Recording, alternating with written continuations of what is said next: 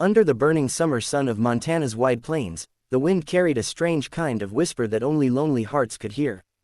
Dust rose in golden spirals as a wagon creaked along a dirt road, its wheels slightly cracked, and its lone passenger, a slender Chinese woman with tired eyes and trembling hands, struggled to keep the horse moving. Her name was Li Mei, and she had traveled more miles than she could count, running from a past she refused to speak of. She had no family left, no money, and no place to go. Only a small satchel hung from her shoulder. Inside it, a faded photograph of her younger sister and a tiny jade pendant she clutched when she prayed. The world had not been kind to her, but she was determined to survive. When the wagon finally broke down on the road leading to Redstone Ranch, Li Mei knew she couldn't push it any further. The horse was exhausted, and her lips were dry as the desert air. In desperation, she looked toward the horizon where smoke rose from chimneys in the distance. She whispered, "Maybe someone there will help me." That someone turned out to be Caleb Warren, a tall, broad-shouldered rancher with a quiet soul and eyes that had seen both love and loss. His wife had died 2 years earlier in childbirth, and since then, the world had turned gray for him. He worked from dawn to dusk, not for profit but for distraction, feeding cattle, mending fences, and pretending the silence didn't hurt. When Li Mei stumbled into his yard that day, her face pale and her steps uneven, he thought she was a mirage. "Sir, please," she said weakly. "My wagon broke down. I need a place to stay for one night." Caleb frowned, glancing at her worn shoes and dirt-streaked dress. "You're alone?" "Yes," she whispered. "I have nowhere else to go." He saw the fear in her eyes, and something stirred inside him, a memory of compassion his late wife once carried. "You can stay in the guest room," he said after a pause. "There's supper in the kitchen. Eat first, then we'll see what can be done about your wagon."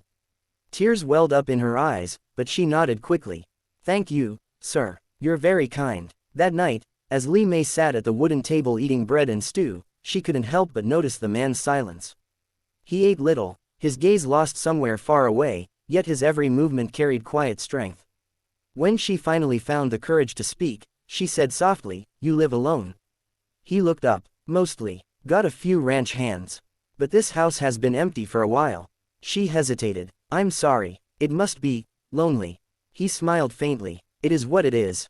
For the next few days, Li Mei helped around the ranch as a way to repay his kindness, washing dishes, sweeping floors, even cooking simple meals.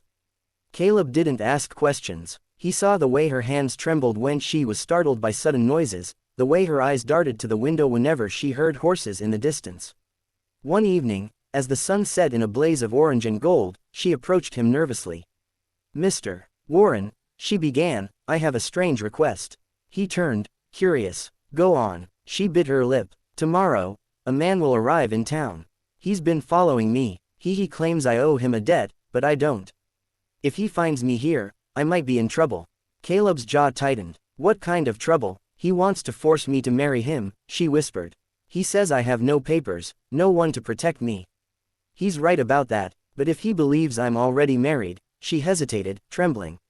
"Would you pretend to be my husband for one day? Just until he leaves?" For a long moment, silence hung between them. The cicadas buzzed, and the wind rustled the wheat fields. Caleb's eyes softened. "That's a dangerous game to play, miss." "I know," she said, "but it's my only chance." He studied her face, her courage barely masking her fear, and finally nodded. "All right, for one day." The next morning, when the stranger arrived on horseback, a man named Harlan Briggs, thick-bearded and cruel-eyed, Caleb stood at the gate beside Li Mei. His arm was around her shoulder, protective and firm. "Who are you?" Harlan demanded, his voice full of venom. "Her husband," Caleb said calmly. "Name's Warren. You're trespassing on my land." Harlan's eyes narrowed. "Your husband? Since when does a rich white rancher marry a Chinese girl?" Caleb's expression didn't change. "Since it became my damn business, not yours." Harlan spat on the ground. "She owes me. She worked for me in San Francisco. Ran off without paying her debt." Caleb stepped closer, his voice low and steady.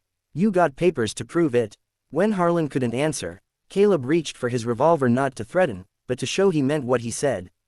"You've got 10 seconds to get off my property." Harlan glared at Li Mei one last time.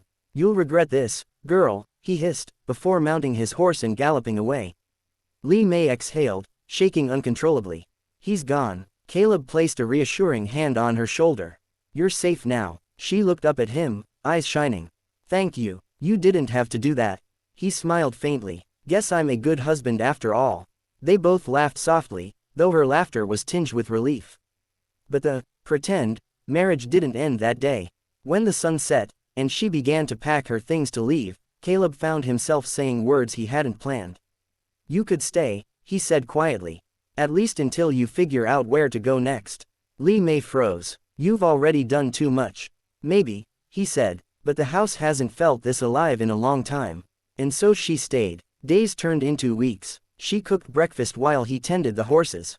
They shared stories by the fireplace, hers filled with memories of the homeland she missed, his filled with tales of the frontier and the wife he once loved. Somewhere between laughter and silence, something unspoken began to grow. One evening, when the sky glowed with the last light of dusk, Li Mei sat sewing near the window while Caleb whittled a piece of wood. Mr. Warren, she said softly, do you ever regret pretending? He looked up, smiling gently. You mean pretending to be your husband? She nodded. He leaned back in his chair.